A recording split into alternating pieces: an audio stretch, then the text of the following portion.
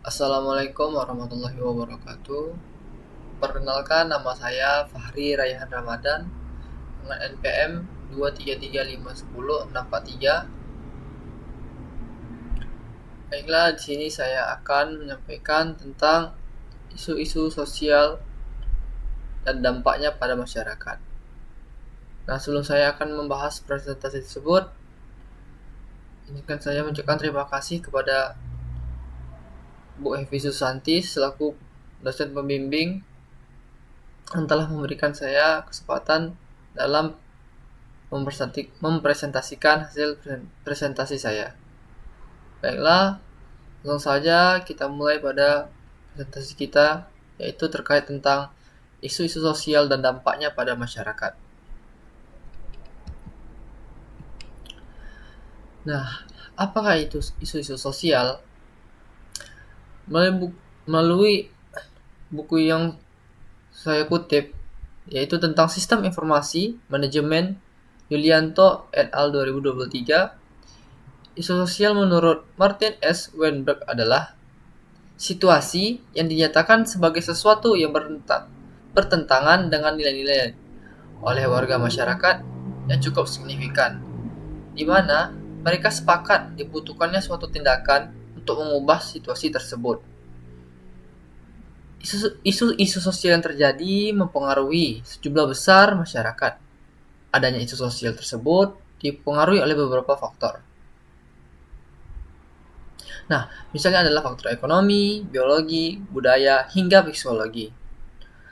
Lantas, apa saja karakteristik dari masalah ataupun isu-isu sosial? Nah, berikut saya akan menjelaskan karakteristiknya.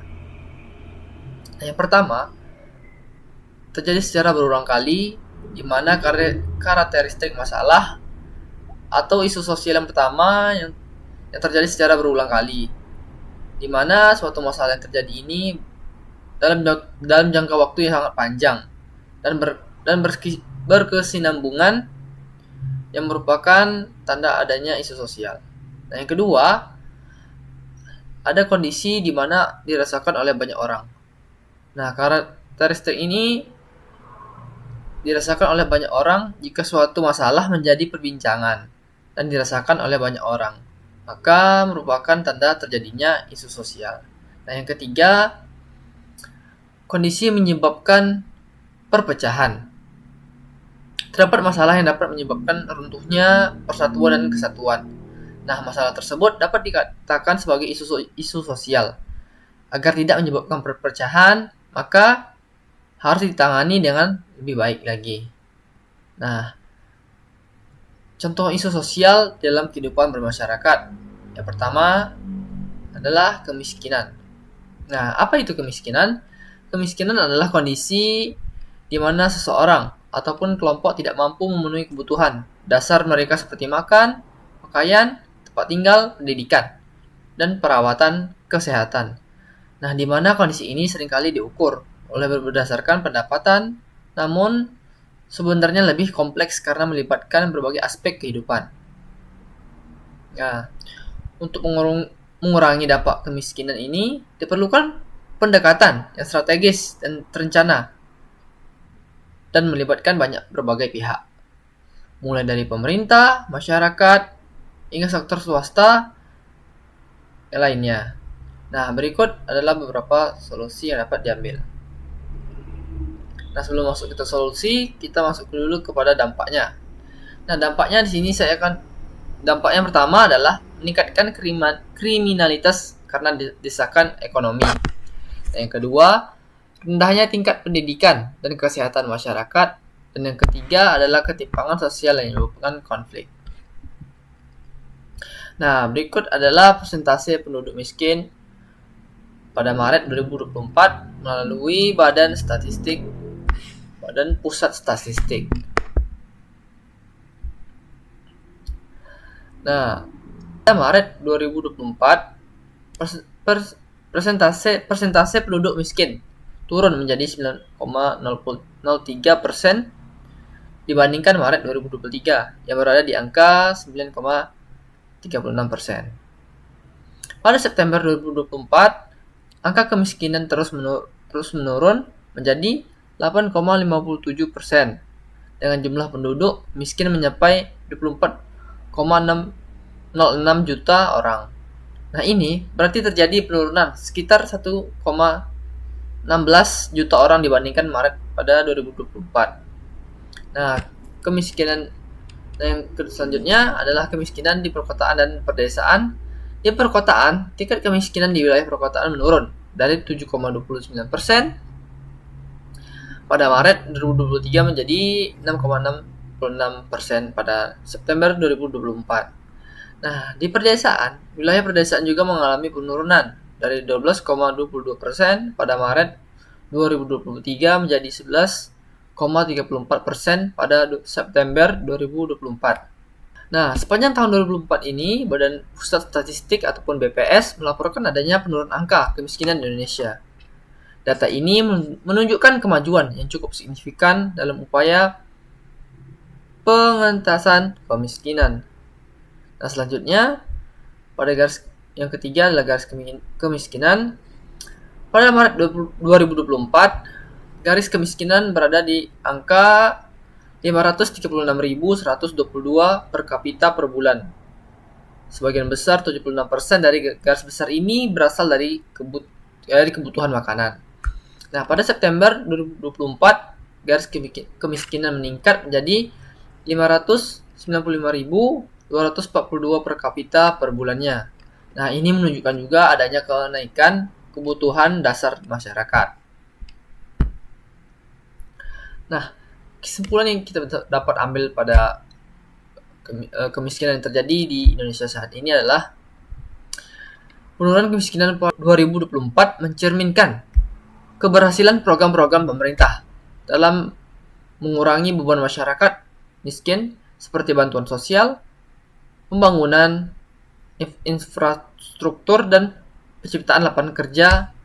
Namun, meski angka ini terus membaik, tantangan besarnya adalah masih ada, terutama untuk menjangkau masyarakat yang tinggal di daerah terpencil ataupun yang mengalami kemiskinan dan kemiskinan ekstrim. Nah, langkah selanjutnya adalah memastikan bahwa program-program pengentasan kemiskinan berjalan lebih merata dan berkelanjutan ke depannya, sehingga dampak positif ini bisa dirasakan oleh seluruh lapisan masyarakat. Yang kedua, selanjutnya adalah radikalisme dan intoleransi. Nah, apakah itu radikalisme? Radikalisme adalah paham ataupun sikap yang menginginkan perubahan besar secara drastis, sehingga seringkali menggunakan cara ekstrem, termasuk kekerasan, untuk mencapai tujuan tertentu. Nah, paham ini juga biasanya muncul dalam berbagai bidang seperti politik, agama, ataupun ideologi. Nah, apa saja dampak-dampaknya?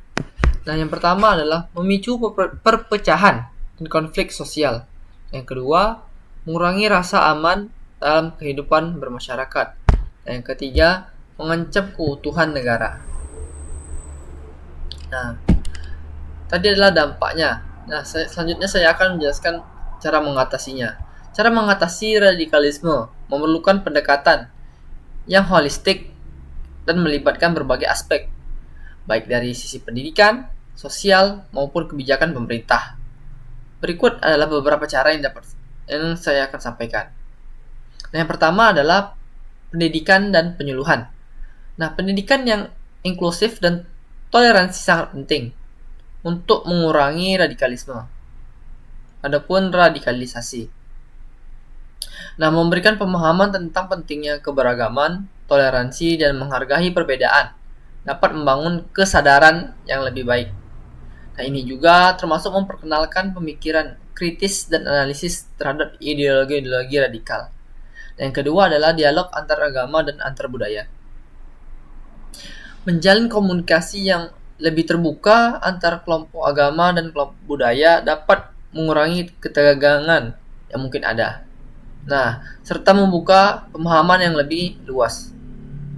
Dialog yang konstruktif dapat membantu mengunjungi dapat mengurangi kesalahpahaman dan stereotip yang menyebabkan radikalisasi.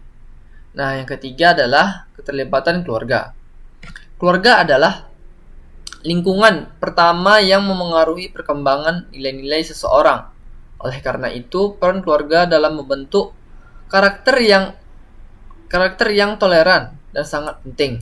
Keluarga juga dapat memberikan kasih sayang, pemahaman, dan perhatian untuk mencegah anak-anak ataupun anggota keluarganya terjerumus dalam paham radikal. Nah, yang selanjutnya adalah intoleransi. Intoleransi ini adalah sikap ataupun perilaku yang tidak menghargai, tidak menerima, ataupun menolak keberagaman, baik dalam hal keyakinan agama, budaya, pandangan politik, ras, atau cara hidup. Intoleransi muncul ketika seseorang ataupun kelompok merasa bahwa nilai-nilai atau identitas mereka adalah yang paling benar, sehingga menghasilkan ataupun menolak hak-hak orang lain untuk berbeda. Nah, intoleransi dapat memberikan dampaknya juga dalam kehidupan bermasyarakat yang sangat merugikan baik secara individu, kelompok, maupun masyarakat secara keseluruhannya. Berikut saya akan menjelaskan dampak dari intoleransi tersebut. Nah, yang pertama adalah penciptaan konflik sosial.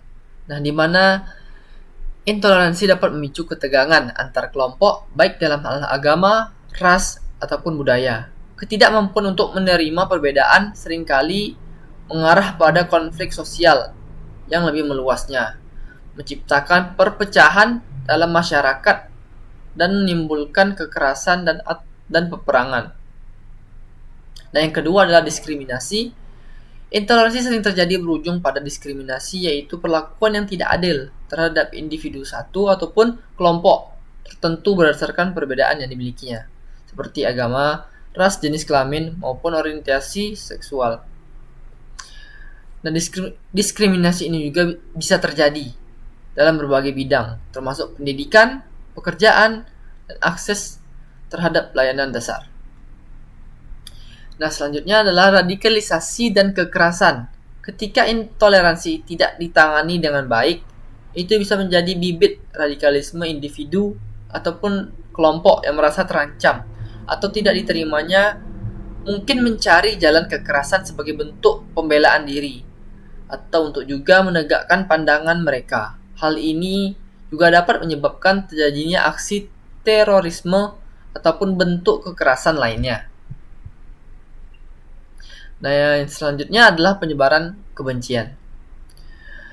Intoleransi seringkali